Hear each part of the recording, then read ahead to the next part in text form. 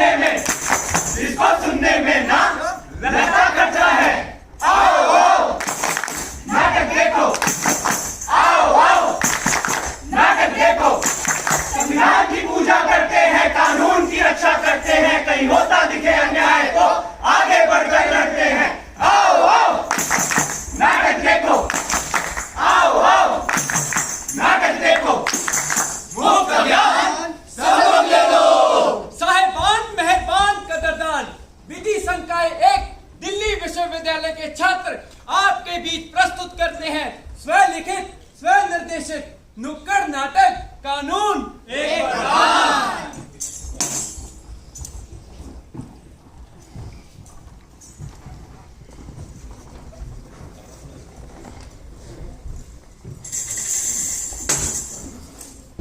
ये कौन है? तुम इसके पास क्यों आए हो? ये तुम्हें इंसाफ कैसे दिलाएगा? ये इन्हें नहीं जानते तुम? ये है संविधान। संविधान को कानून के सर्वोपरि स्रोत के रूप में माना जाता है। संविधान ही आदर्श है। सारे कानून संविधान के हित में बनाए और पालन किए जाते हैं। अच्छा। हाँ, राज्य अपने नागरिकों के जीवन संचालन हेतु नियमों का निर्माण करता है और इन नियमों का पालन करना एक नागरिक का कर्तव्य होता है, जिनका पालन न करने पर नागरिक दंड का भागी होता है। तो ये कानून क्या है? कानून कानून एक सभ्य समाज की नींव है।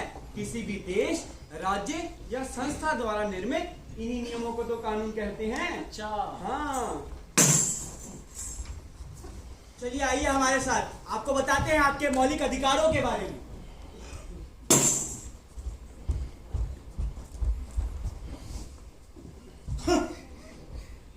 अब नशे में गोली चल गई तो चल गई, क्या कर सकते हैं।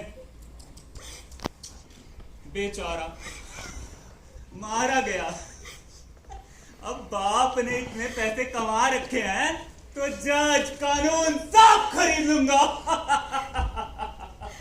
हाय, मेरे बेटे को मार डाला, कौन दिलाएगा इसे इंसाफ?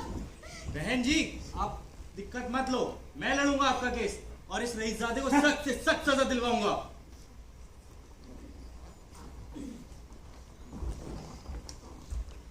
तमाम सबूतों एवं गवाहों को मद्देनजर रखते हुए यह अदालत मुजरिम को उम्र कैद की सजा सुनाता है और साथ ही साथ मुजरिम को अदालत एवं जज को रिश्वत देने के जुर्माने में 1 लाख तक का जुर्माना लगाता है।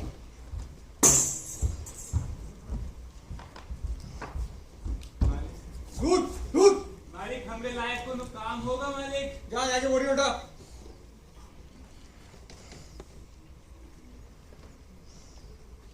नीच, सारा पानी आसूद कर दिया। मालिक प्यास लगी थी मालिक। कल से काम पे बताना, निकल। ये मट्टा साफ कराओ, यहाँ गंदी हटाओ।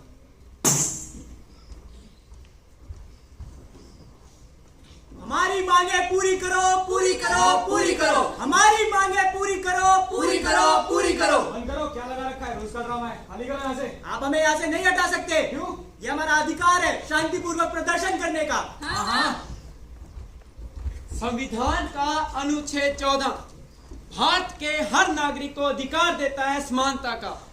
गरीब हो, अमीर हो, फिर चाहे वो देश के प्रधानमंत्री ही क्यों ना हो, न्यायमूर्ति के आगे कानून सबके लिए एक समान है। आजादी के 75 वर्ष बाद भी देश के विभिन्न हिस्सों में गरीब समुदायों के साथ छुआछूत जैसा दुर्व्यवहार किया जाता है। संविधान का अनुच्छेद 17 इस कुरीति के खिलाफ आवाज उठाता है। अनुच्छेद 19 जो हमें अभिव्यक्ति की स्वतंत्रता प्रदान करता है। इस अनुच्छेद के अंतर्गत हमारे पास अपने विचारों को अभिव्यक्त करने एवं शांतिपूर्वक प्रदर्शन करने का अधिकार है। यह अधिकार हमसे कोई नहीं छीन सकता क्योंकि यह मौलिक अधिकार हमें हमारे संविधान द्वारा दिया गया है। और किसी भी कारण से हमें अपने अधिकारों से वंचित रखा जाता है तो अनुच्छेद 32 और अनुच्छेद 226 के तहत सर्वोच्च न्यायालय एवं उच्च न्यायालय में हम याचिका दायर कर सकते हैं। तो चलिए अब आपको बताते हैं महिलाओं के साथ होने वाले सामाजिक दुर्व्यवहार एवं उनके अधिकारों के बारे में। घर पर तो फिर चलती मेरी बेइज्जती कराने।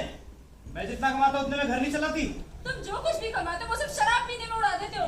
ज्यादा जुबान चलाएगी। चाहे तुम कुछ भी कहो लेकिन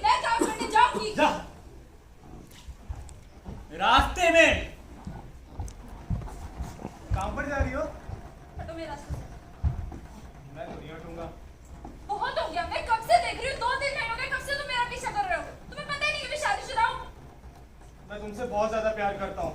तुम छोड़ दो ना अपने पति को, मैं खुश रखूंगा तुम्हें।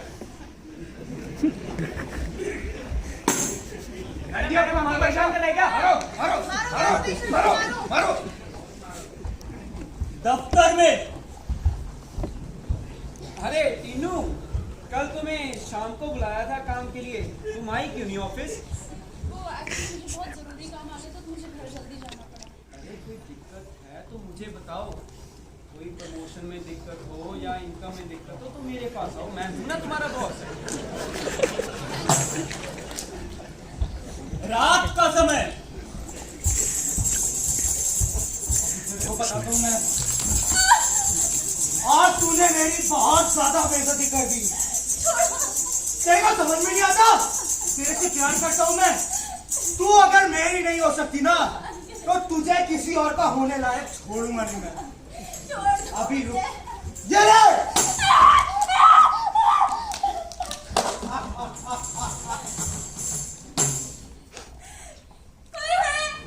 मेरी मदद करने के लिए कौन दिलाएगा मुझे इंसाफ?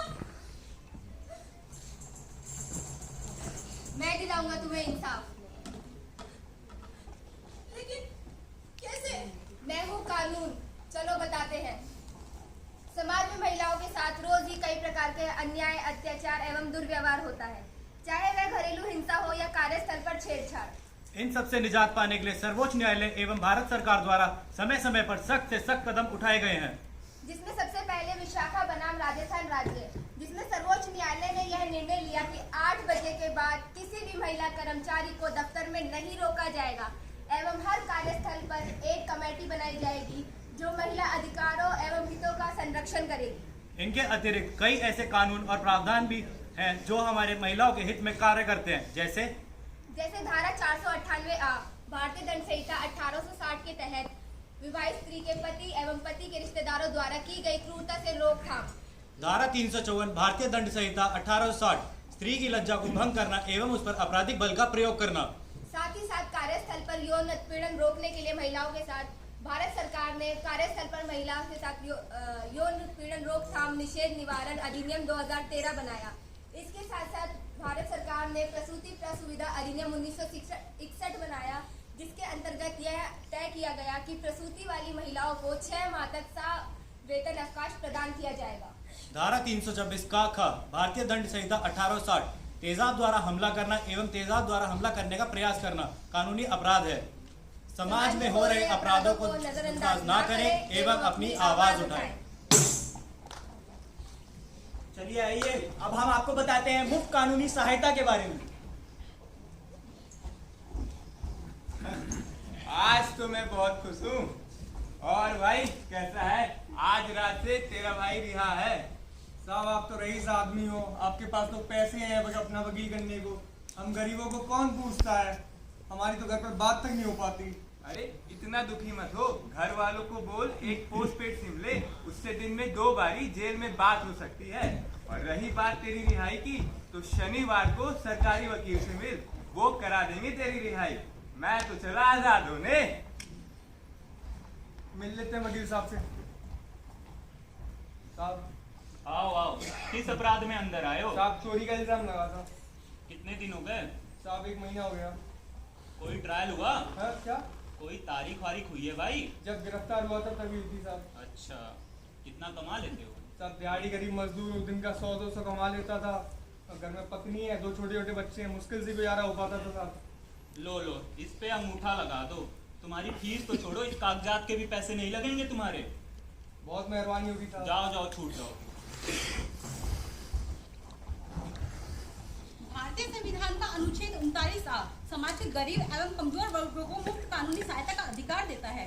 कानूनी सेवा प्राधिकरण अधिनियम 1987 की धारा 12 के अंतर्गत इन सभी श्रेणियों को मुफ्त कानूनी सहायता की गारंटी दी जाती है, जैसे कि विकलांग व्यक्ति, महिलाएं एवं बच्चे, वरिष्ठ नागरिक, अनुसूचित जाति व अनुसूचित जनजाति के लोग, औद्योगिक कामगार, मानव तस्करी एवं बेगार के शिकार एवं वे व्यक्ति जिनकी वार्षिक आय 1 लाख रुपए से कम हो इत्यादि। सुनो सुनो सुनो, गौर से सुनो गांव वालों, इस बार सरपंच चुनाव में अपना प्रतिनिधित्व रख रहे हैं राम बाबू और कमलाबाई। जीतेगा भाई जीतेगा, राम बाबू जीतेगा, जीतेगा भाई जीतेगा, राम बाबू जीतेगा। अब ये किन्नर हमारे खिलाफ खड़ा होगा। ए खड़े हो मेरे दुश्मन, मैं तो खड़ी हो रही हूँ। अब अपराधी क्या है तेरी, अभी तेरे और तेरे साथियों का हिसाब हो जाएगा। चल तेरी ऐसी तैसी। ए राजा, मैं कोई ऐसी तैसी नहीं जानू, मैं तो सिर्फ डेमोक्रेसी जानू। अगर ये किन्नर इस गांव का सरपंच बना तो ये गांव महज एक कोठा बनकर रह जाएगा और तुम सब यहाँ सिर्फ ताली पीटते रह जाओगे। क्या तुम लोग ये चाहते हो इसके नीचे काम करना? गांव वालों, इस गांव की इज्जत तुम सबके हाथ में है। अपना वोट मुझे दें और विजयी बनाएं। धन्यवाद। जिंदाबाद जिंदाबाद, राम बाबू जिंदाबाद, जिंदाबाद जिंदाबाद, राम बाबू जिंदाबाद। रात का समय। अरे कमला भाई, इतनी रात में आप यहाँ? तुम अभी हाल कलेक्टर साहब को चिट्ठी लिखो। ये राम बाबू हमको चैन से जीने नहीं दे रहा है। माननीय कलेक्टर साहब, अब भारतवर्ष में कोनो सोचने का वक्त आ गया है कि हम हिजड़े भी इंसान होते हैं, इंसान, कोनो अजूबा नहीं। अरे पुरान काल का इतिहास उठा के देख लीजिए कि हम किन्नरों ने मेहनत मशक्कत करके ही समाज में नाम कमाया है। पर आज आपके राज में हमारे ऊपर चारों तरफ से अन्याय हो रहा है। हुजूर, आपको तो पता ही है कि हम सरपंच के लिए खड़ी हो रही हैं, लेकिन ये राम बाबू और उनके गुंडे हमको मार धमका रहे हैं। हुजूर, कहते हैं कि ये साले तू जन्मजात हिजड़ा है, हिजड़ा, तुम लोगों को चुनाव लड़ने का कोई हक नहीं है। ये क्या है हुजूर? क्या हमारा दिल नहीं धड़कता? हमें दुख तकलीफ नहीं होती? क्या हमारे आंसू नहीं गिरते हुजूर? तो काहे सब हमसे इतना नफरत करते हैं? अरे हम भी तो परमात्मा की देन है जैसे कि सब है। आगे हुजूर, हमारी सुरक्षा की व्यवस्था की जाए ताकि ये चुनाव जो है बिना किसी डर, बिना किसी भय से हो सके। आपकी और सबकी कमला। आप चिंता न करें कमला भाई, हम आपके साथ हैं।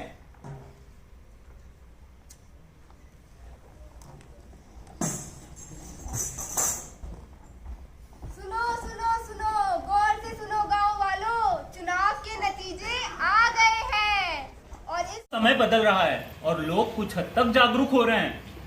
भारतीय संविधान के अनुच्छेद 14, 15, 16 एवं 21 के तहत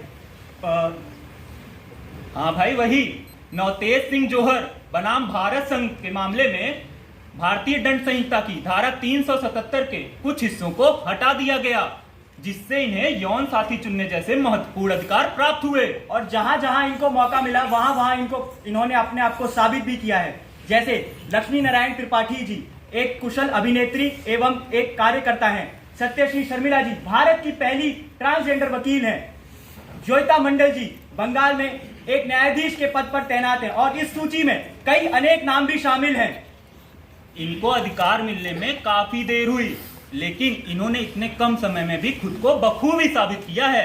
इनकी आगे बढ़कर और मदद किया जाए और इन्हें मंच दिया जाए तो आने वाले समय में भारत की अर्थव्यवस्था में 100% महत्वपूर्ण भूमिका निभाएंगी। तो देखा आपने कैसे कानून सभ्य समाज का निर्माण करता है। अगर कानून ना हो तो कोई भी कुछ भी कर सकता है। ये कानून ही तो हैं जो हमें बांधे रखते हैं कुछ गलत करने या कुछ गलत देखने से, और यही मूलाधार हमें जानवरों से अलग बनाती है। और हाँ, सिर्फ खाना और पैसा कमाना ही जीवन नहीं होता, बल्कि अपने अधिकारों को जानना और अपनी आजादियों को पहचानना जीवन का एक अहम हिस्सा होता है। हर नागरिक का हक अधिकार बनता है कि वो अन्याय के खिलाफ आवाज उठाए और देश की न्याय प्रणाली पर भरोसा रखकर कानून जैसे वरदान को हासिल करे, और इसी से एक खुशहाल समाज की सृजना हो सकती है।